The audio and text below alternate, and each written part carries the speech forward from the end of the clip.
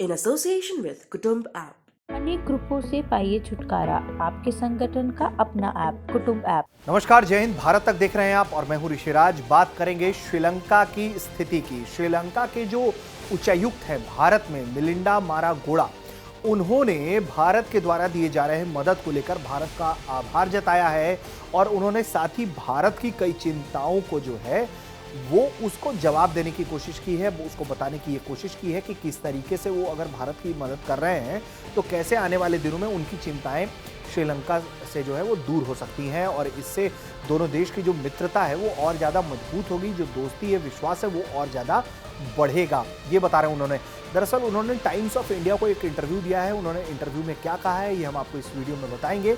लेकिन श्रीलंका की जो मौजूदा स्थिति है वो बहुत खराब है। श्रीलंका दिवालिया होने के कगार पर है। उसके पास विदेशी मुद्रा भंडार जो है वो बहुत बहुत कम रह गया है। उस दिवालियापन से बचने के लिए वो अब अपने देश का सोना बेच रहा है। इसकी भी रिपोर्ट हमने आपको दिखाई है। उसके पहले महंगाई के बारे में हमने बताई थी कि किस तरीके से श्रीलंका में महंगाई ने लोगों को कमर तोड़ रखा है और भारत जो है वो लगातार मदद कर रहा है। तो क्या कुछ कहा है श्रीलंका के उच्चायुक्त ने भारत में जो मौजूद हैं, वो हम आपको बताते हैं इस वीडियो में। टाइम्स ऑफ इंडिया को दिए गए इंटरव्यू में उन्होंने कहा है कि जरूरी सेक्टर्स जैसे बिजली को लेकर भारत के साथ हमेशा से सहयोग रहा है। एक बार हम इन पर काम करना शुरू कर देंगे तो बाकी चिंताओं की कोई जगह नहीं रह जाएगी। हमें प्लान के साथ आगे बढ़ना है, अपने लक्ष्य के प्राप्ति पर दृढ़ रहना है और बाकी सब इसके अपने आप हो जाएगा। उच्चायुक्त का कहना है कि जरूरी सेक्टर्स जैसे पेट्रोलियम, गैस, बिजली, बंदरगाह, निर्यात, मैन्युफैक्चरिंग, टूरिज्म में सहयोग से दोनों देशों के रिश्ते ठोस और सार्थक तरीके से आगे बढ़ेंगे। सबसे बड़ी बात यह है कि भारत ने श्रीलंका को जो $50 करोड़ की मदद की, उससे वो पेट्रोलियम उत्पाद खरीद सकेगा। इसके बाद जो है जब ये खबर आई उसके बाद से ही श्रीलंका की तरफ से जो है भारत को लेकर अच्छा रुख अपनाया गया है और इसी कड़ी में इस तरह के बयान सामने आ रहे हैं, जिसमें श्रीलंका के जो उच्चायुक्त हैं उनका भी नाम शामिल है, जिन्होंने श्रीलंका की अर्थव्यवस्था को सुधारने के लिए भारत द्वारा किए जा रहे मदद को उन्होंने सराहा है और कहा है कि श्रीलंका की अर्थव्यवस्था को सुधारने के लिए भारत की भूमिका बड़ी है।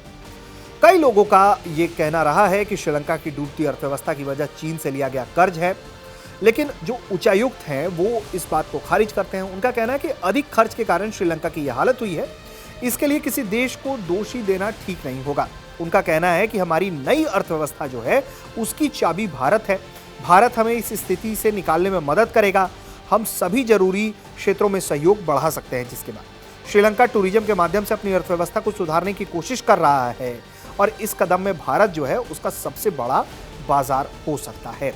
भारत सरकार बीते साल जो है इस बात को लेकर काफी चिंतित रही है कि श्रीलंकाई सरकार चीन की परियोजनाओं पर तेजी से काम कर रही है, लेकिन कोलंबो बंदरगाह पर ईस्ट कंटेनर टर्मिनल विकसित करने के लिए भारत और जापान के साथ एक समझौते से वो बाहर हो गई थी। अब त्रिंकोमाली तेल फॉर्म परियोजना पर भी श्रीलंका की सरकार कोई प्रगति नहीं दिखा रही थी, जो भारत के लिए चिंता का विषय था।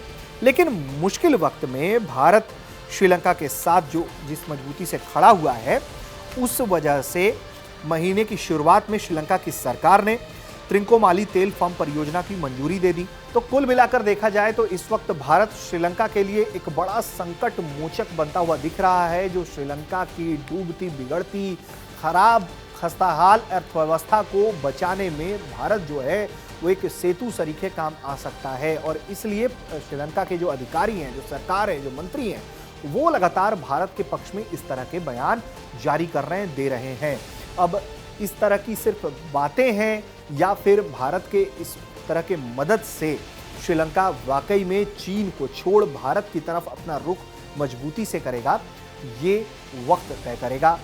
देखते रहिए भारत तक।